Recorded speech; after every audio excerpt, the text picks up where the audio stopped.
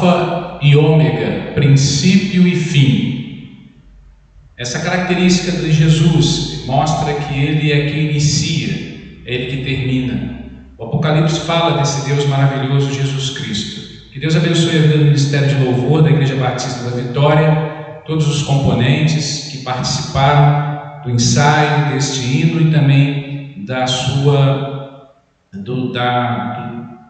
do seu envolvimento e preocupação com respeito ao louvor e à adoração. Nós agradecemos a Deus pela vida dos nossos queridos irmãos e amigos que têm orado pelo Ministério de Louvor, que tem sido alvo das nossas orações, porque sabemos da dificuldade que é preparar hinos para podermos trazer virtualmente. É muito difícil, mas Deus tem abençoado grandemente a vida dos nossos queridos irmãos e que estão sempre prontos, estão sempre proativos ao trabalho de Deus. Eu gostaria que você pudesse, nessa noite, abrir a palavra de Deus com a sua família agora, no livro de Isaías, onde estaremos pensando acerca de um tema bastante importante, que é o ato da obediência, é a nossa obediência a Deus. Você está disposto a obedecer ao Senhor? Eu gostaria de pensar com você acerca dessa temática. Em tempos de pandemia, em tempos de dificuldades, nós precisamos de crentes obedientes, vidas obedientes, e muitas pessoas têm perdido a oportunidade de serem abençoados pela desobediência. E com isso nós vamos aprender alguns indicadores que fazem-nos filhos obedientes ao Senhor. Eu gostaria que você pudesse abrir sua Bíblia em Isaías capítulo 1. Isaías capítulo 1, do versículo 1 ao versículo 4, e depois o versículo 16 ao versículo 20.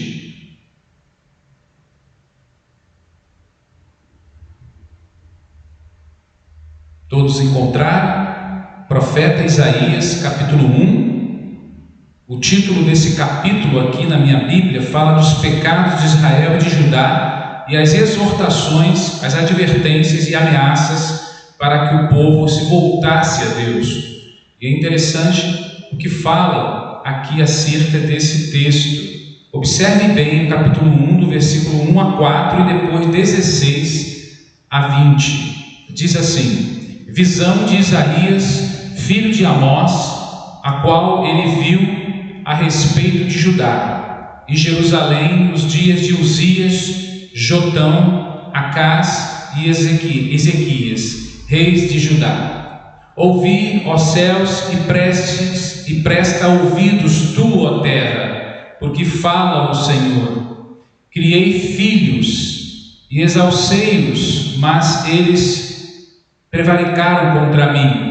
Ou, pelo menos, ele está dizendo, ele criou filhos e fez crescer, mas esses filhos se revoltaram contra mim, quer dizer, contra Deus.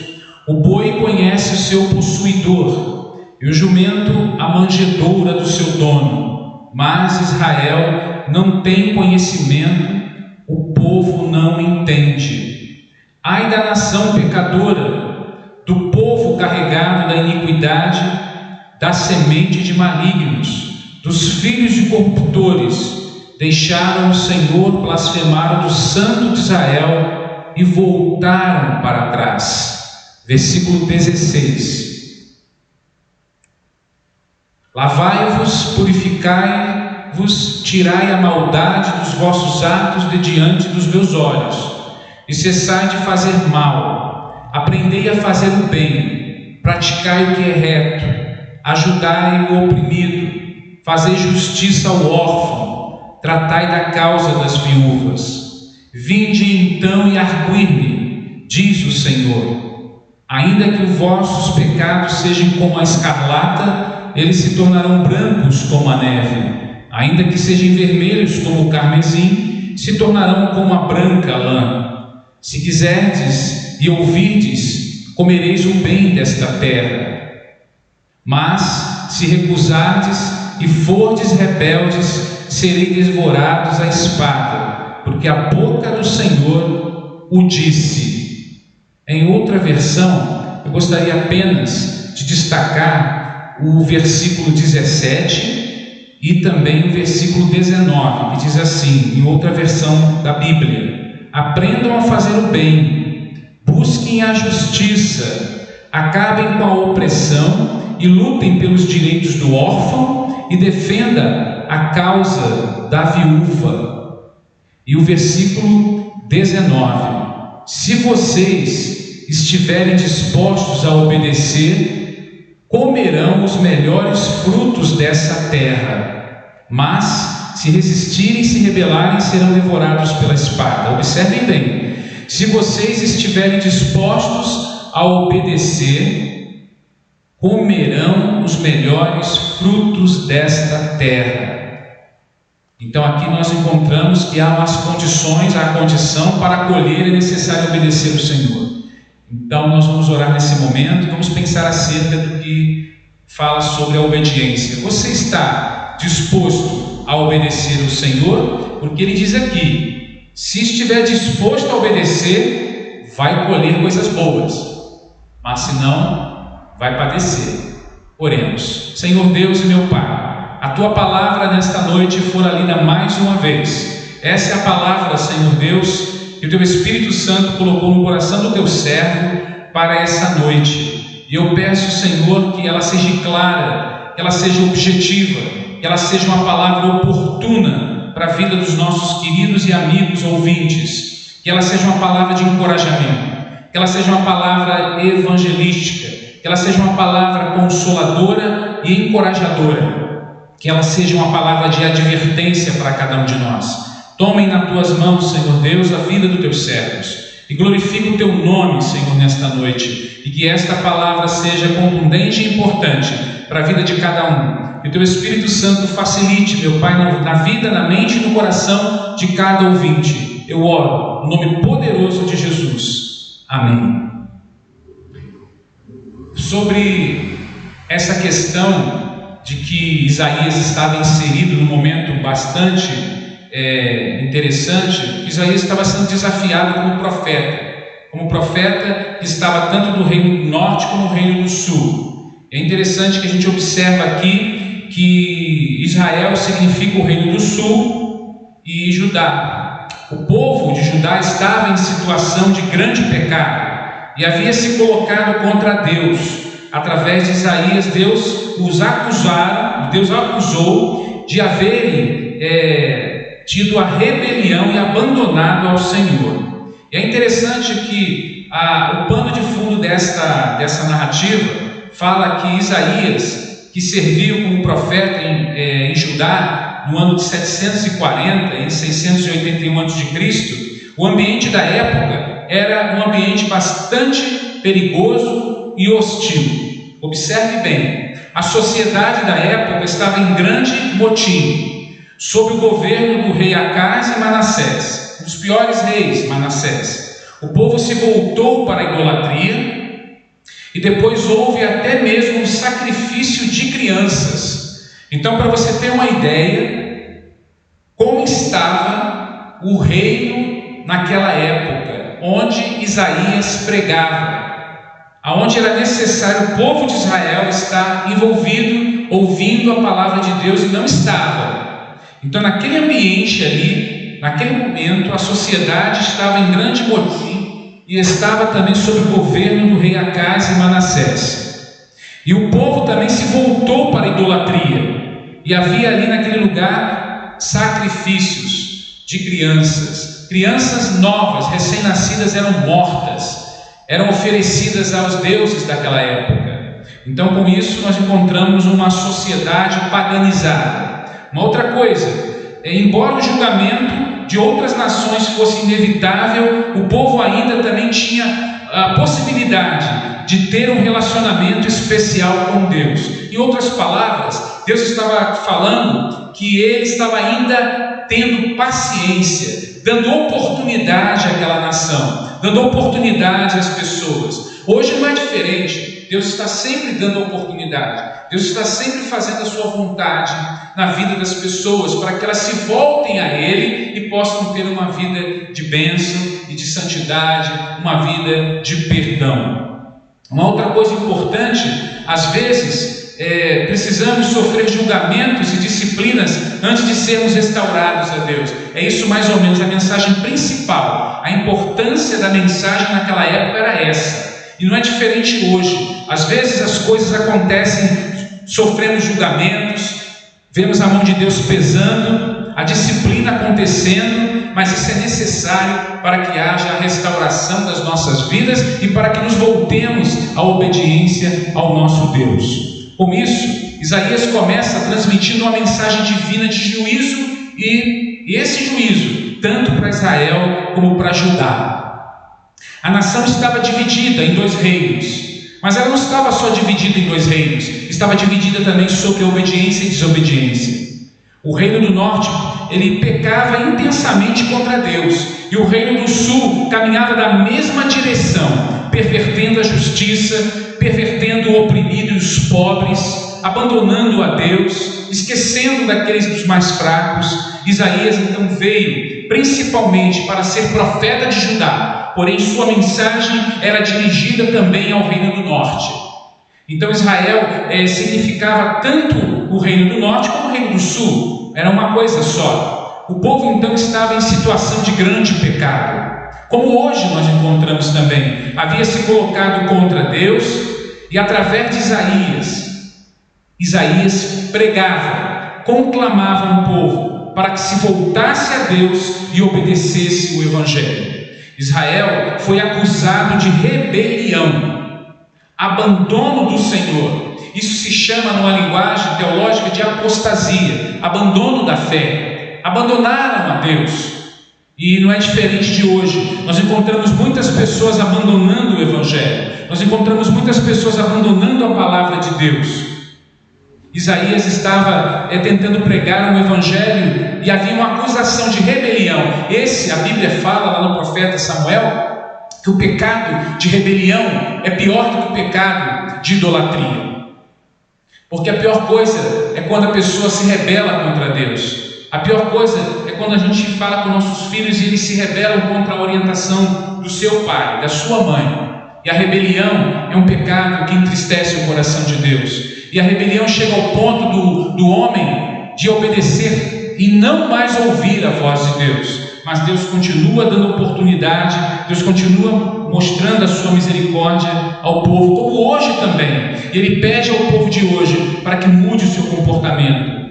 E rompendo assim a aliança moral e espiritual que o povo deixou e distanciou-se. Com isso, não havia mais relacionamento espiritual. Houve uma ruptura entre a fé, entre a crença ao Deus, uma ruptura ao compromisso que eles deveriam de ter contra Deus. Eles estavam trazendo o castigo de Deus contra si próprio. Eles estavam abandonando tudo aquilo que era de bom, tudo aquilo que era de bênção. Deus então enviou a advertência, e as advertências de Deus eram constantes, como também é hoje. Deus está sempre advertindo o povo, Deus está sempre advertindo a nossa vida. Mas eles recusaram em ouvir a Deus, e Deus enviou o seu rigor, do seu juízo. Por isso que nós encontramos no versículo 1 em diante, até o versículo 7, esse rigor do juízo de Deus, que Deus então ele chama dizendo: escutem terra, pois o Senhor falou. E aí, numa outra versão diz assim, verso 2: criei filhos e os fiz crescer, mas eles se revoltaram contra mim. A pior coisa é quando um filho se revolta contra a orientação do seu pai, contra a orientação da sua mãe. Isso é rebelião, não quer ouvir. Então ele trata o povo de Israel como uma filiação, como pai com um filho, dando conselho ao filho, e o filho não obedece. É a mesma coisa o povo de Israel. E a outra coisa que ele diz no versículo 3, ele diz que o boi reconhece o seu dono, e o jumento conhece a manjedoura do seu proprietário, mas Israel nada sabe, o meu povo nada compreende. Ele quis dizer, em outras palavras, que o animal, o ser irracional, ele é mais obediente a Deus do que o próprio homem é. Ele está dizendo que o animal observa, obedece, Eu não sei quantos de vocês já observaram, já viram um número de animais que nós encontramos nesses programas. Você encontra animais que até mesmo na África mesmo, na pista, onde os carros passam, os animais param, eles param e observam os carros, para que eles passem, para depois atravessar com a manada dos seus filhotes. É interessante como os animais, eles têm as regras, eles observam as regras da natureza, que são regras dadas por Deus. Mas o homem não obedece. É interessante que a mesma coisa que nós encontramos é quando Jesus, ele diz para a natureza, para o vento e para o mar: aquieta-te. E as pessoas ficavam abismadas, porque até o mar e o vento lhe obedecem. Isso significa que a natureza obedece mais a Deus do que o homem obedece a Deus.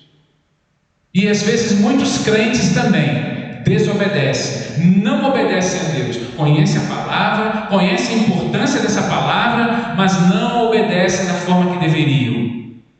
E o propósito também que Isaías tenta mostrar é que ele clama, ele faz um clamor à nação de Judá, de voltar-se para Deus e revelar a salvação divina para eles, através do Messias. E Deus declara a palavra de juízo, os pecados declarados de Israel e de Judá. Ele fala sobre julgamentos contra as nações ímpias. Ele faz advertência às falsas esperanças que eles tinham.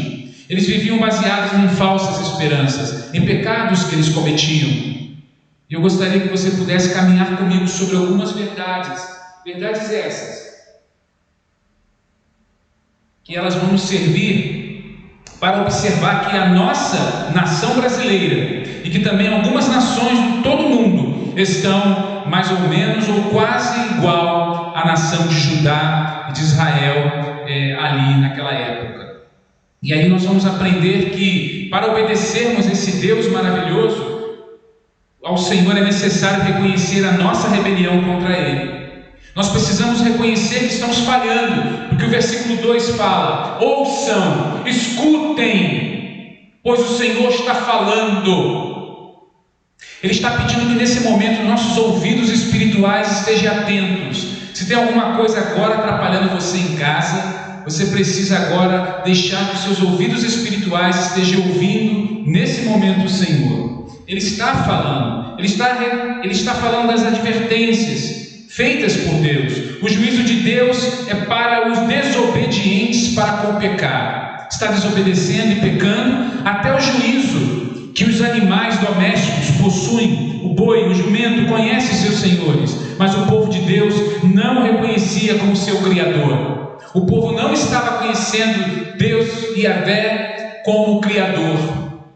Então ele faz essa comparação. E também um conhecimento, indicava ali falta de um relacionamento pessoal e íntimo. Aqui está dizendo o seguinte: o meu povo nada compreende. Na outra versão diz o seguinte, diz que o boi não conhece, mas o povo de Israel não tem conhecimento, o meu povo não entende. Sabe o que significa isso?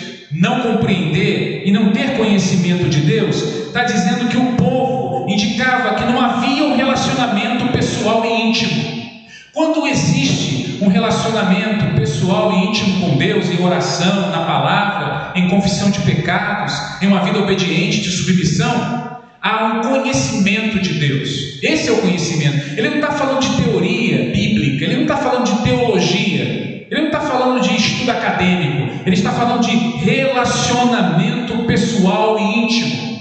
Por que alguns crentes se afastam do Evangelho? Porque perderam a intimidade com Deus, perderam a oportunidade de uma vida de relacionamento com Deus, não conhecem a Deus. Por isso que o profeta Oséias, ele diz: olha, conheçamos e prossigamos em conhecer o Senhor, porque o conhecimento é dinâmico, ele tem uma ascensão, o conhecimento, ele aumenta e cresce cada vez mais à medida que nos relacionamos com Deus.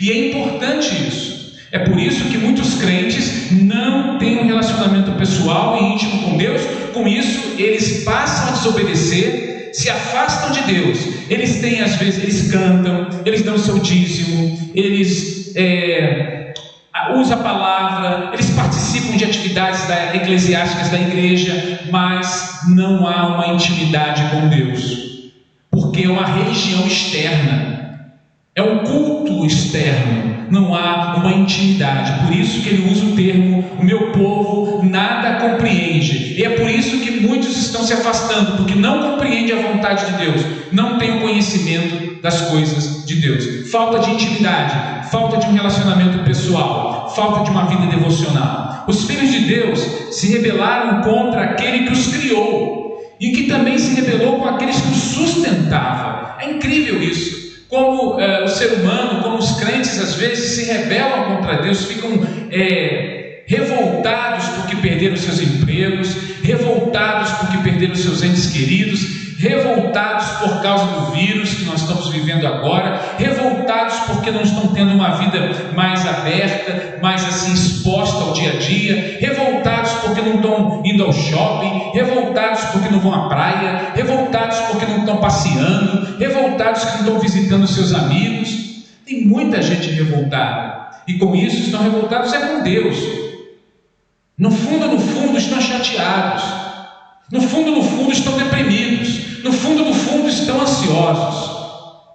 E aquele povo se rebelava contra aqueles que o criou, e esquece que o Deus que cria é o Deus que sustenta, é o Deus criador, o Deus redentor e o Deus consolador, mas assim mesmo se rebelam contra ele.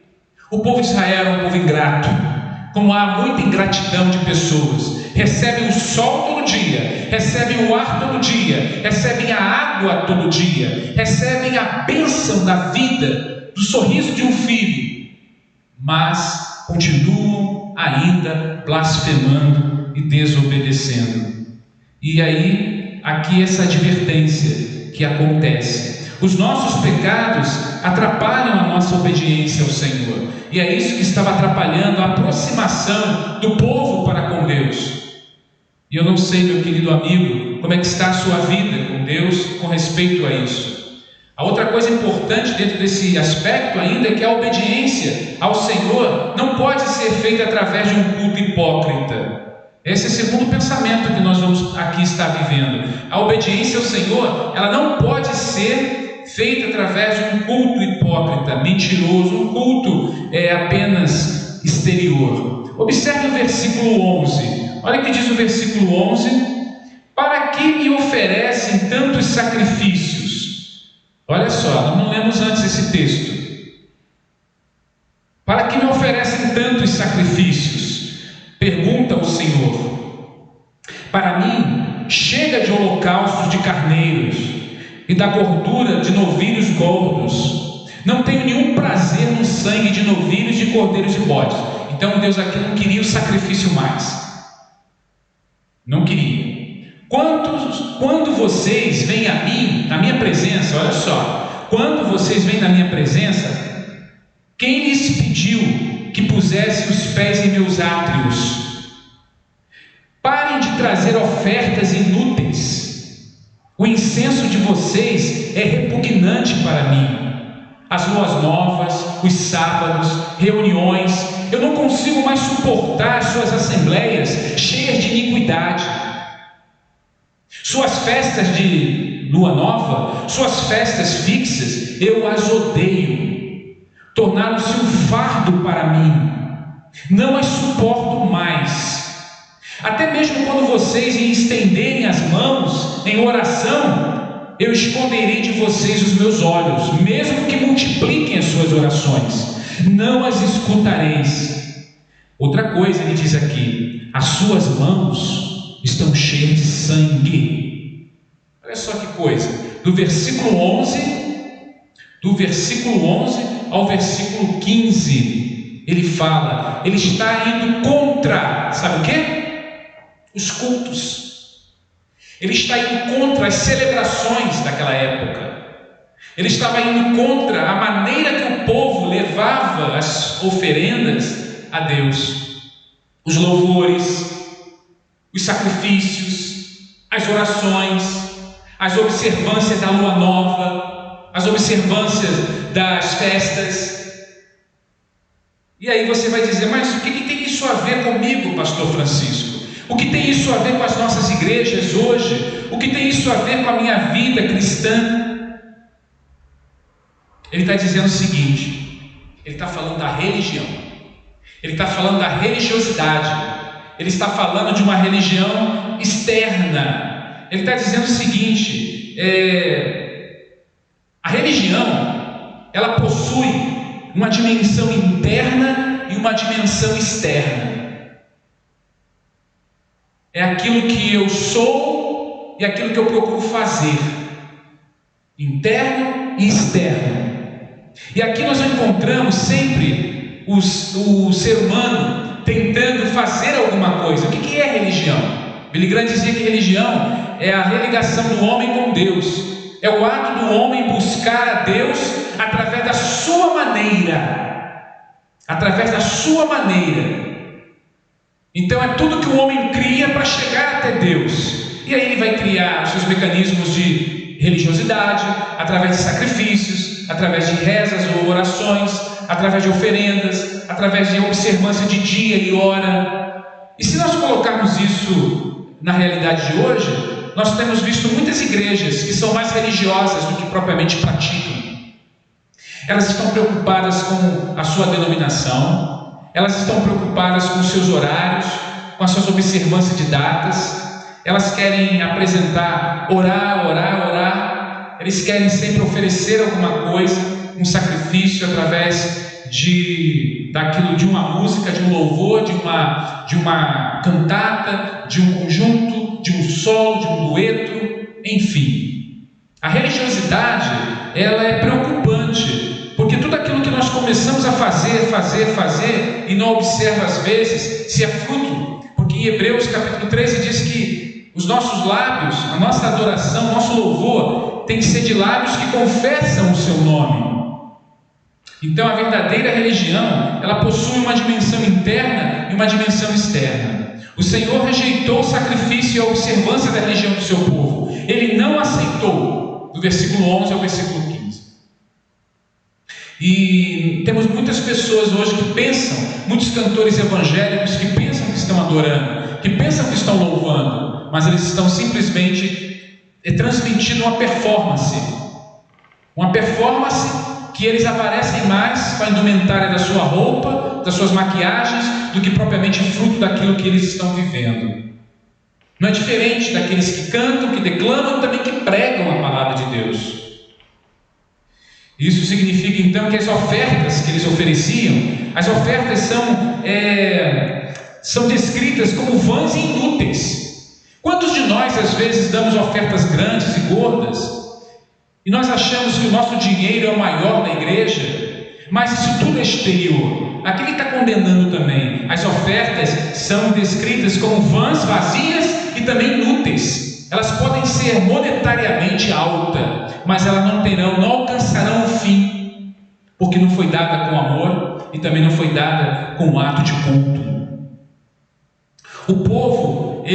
Pois o povo não estava vivendo segundo as prescrições. Havia uma desassociação entre a fé e a prática da fé. Por quê? Prescrições morais e éticas, eles não estavam vivendo. Eram mentirosos na sua relação de aliança com o Senhor. O versículo 13, ele fala sobre isso. Ele diz que parem de trazer ofertas inúteis e é repugnante para mim. Não consigo suportar suas assembleias cheias de iniquidade. Ele não fala de pecado simplesmente, ele fala de iniquidades, algo que vai muito mais fundo do que um simples pecado. E a pior coisa é quando você tem nesse final de tempo muita gente se afastando do Evangelho, e também tem aparecido muitos homens que se dizem profetas caindo, bispos, pastores, mentindo. Porque no centro, no meio do seu povo, no meio de onde eles fazem a relação de culto deles, há iniquidade. E isso tem atrapalhado também. Deus está triste com o seu povo. A essência da verdadeira religião consiste em uma vida de pureza moral e ética, em ajudar os desamparados na sociedade. Observou aqui que ele primeiro fala de questões internas. Agora ele vai falar de questões externas. E o que ele fala de questões externas aqui? Nós vamos observar. Deus pelo menos esperava do seu povo uma fé e devoção que partisse de dentro do coração, não de fora para dentro, mas de dentro para fora, de dentro para fora. E é interessante que aqui, na terceira verdade, precisamos estar dispostos a obedecer a Deus para sermos felizes. E é interessante que ele fala da religião externa. Ele diz que nós precisamos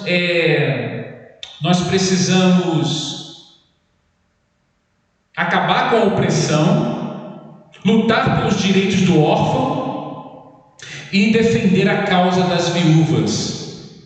Isso significa o quê, pastor? Isso significa que a religião daquela época não estava cumprindo o papel que Deus pediu, de cuidar das viúvas, de cuidar do oprimido, de cuidar daquele que estava com fome, de tirar a opressão do subjugo do governo da época. Então isso significa que a nossa religião, ela tem que abençoar pessoas e vidas. A religião verdadeira que não desemboca no outro, que não abre o coração para o outro, ela não é verdadeira. A pessoa que fica somente contemplativa no templo, fazendo aquilo que lhe agrada, ela não está agradando a Deus, porque a religião verdadeira, ela pede para a gente abençoar as viúvas, o órfão, o pobre, aquele que está precisando, aquele irmãozinho que precisa de uma cesta básica, aquele irmãozinho que precisa da ajuda para arrumar um emprego. Então ele está dizendo aqui que eu posso ter uma religião íntima com Deus, que ele diz no verso 17, aprendam a fazer o bem, busque a justiça. Então ele fala aqui que eu preciso fazer o bem. Ele diz, pare de fazer o mal, tenha uma atitude correta, uma vida de retidão. E depois ele diz, faça bem ao órfão. Você tem abençoado o seu irmão? Você tem procurado saber o que o seu irmão está passando? Você que tem uma vida mais abençoada, você já procurou saber daquele que não tem? Nós fomos visitar ontem a clínica, e muitos homens lá que estão internados em recuperação. A clínica precisa de ajuda, precisa da bênção sua de uma cesta básica. Você já procurou ver quantas pessoas na sua rua que mora precisam de uma ajuda? Já procurou observar quantas pessoas você poderia abençoar? Ele pede para que nós abençoemos os seres humanos, os nossos amigos, irmãos e até mesmo a criatura de Deus que não são nossos irmãos, mas são os nossos parentes, os nossos vizinhos. Então eu quero dizer para você que se você quer obedecer, está disposto a obedecer, ser feliz, então aprender a fazer o bem às pessoas, praticar o que é justo, o que é reto.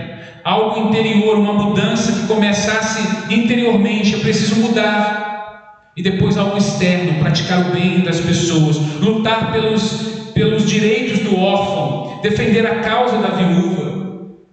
Nós temos aí muitas pessoas sofrendo hoje, querendo o auxílio emergencial. Nós estamos vendo um governo que está muito preocupado com outras coisas, não está preocupado. Pessoas que estão há mais de 3 meses, 2 meses, esperando receber ajuda, que vai demorar mais um mês. Pessoas que estão sem receber, encostadas pelo INSS, 3 meses sem receber um centavo. Somente Deus para guardá-las e protegê-las. E às vezes nós ficamos reclamando que estamos presos em casa, mas não falta nada. Então nós precisamos lutar pela causa da viúva, do órfão. Essa é uma verdadeira religião. E aqui está dizendo que o ato de obediência é esse. Precisamos estar dispostos a obedecer a Deus para sermos felizes. Se você quer ser feliz, então obedeça a Deus nesse momento. E aí o texto mostra, estou terminando, caminhando para o final, o texto mostra que a verdadeira religião, ela é aquela que pratica, que procura praticar a verdade, que procura exercer a influência positiva na vida daqueles que precisam. E é interessante que o texto diz assim, no versículo 19: se vocês estiverem dispostos. Então ele está dizendo aqui, tem que haver atitude da nossa parte, disposição. Eu tenho que estar disposto a obedecer. Meu coração tem que estar disposto a obedecer a Deus. E se eu estou disposto a obedecer, eu vou comer o melhor dos frutos desta terra. Eu serei abençoado, eu serei feliz. Você quer ser feliz? Então obedeça a Deus. Você quer ser feliz? Obedeça à vontade de Deus. Porque ele diz aqui que para que essa felicidade ela seja autêntica, para que ela seja real, eu preciso conversar com Deus, eu preciso confessar a Ele. E o texto mostra o seguinte aqui no versículo 18: venham, vamos refletir juntos. Ele está dizendo assim, em outras palavras, venham conversar comigo. É isso que Deus está falando com o povo de Israel. Venha arguir-me, venha refletir juntos, diz o Senhor. Ele está chamando você nessa noite para conversar com Ele. Ele está chamando você, meu irmão, minha irmã, para conversar com Ele. Ele está dizendo que embora os seus pecados sejam vermelhos como o escarlate, Ele vai torná-los brancos como a neve. Olha que coisa incrível. Ele está querendo dizer o seguinte: não importa que o seu pecado seja bem vermelho, não importa que o seu pecado seja bem feio, como ele diz aqui, ele está querendo dizer que o seu pecado é vermelho como escarlata, ele poderá se tornar brancos como a neve. Ele está querendo dizer que a sua vida negra, a sua vida escura, o seu pior pecado pode se tornar bênção na vida. Você pode ser um abençoado. Ele quer dizer, em outras palavras, que o povo de Israel, você observou que eu falei no início, que lá já estavam sacrificando crianças, estavam fazendo maldades com pessoas.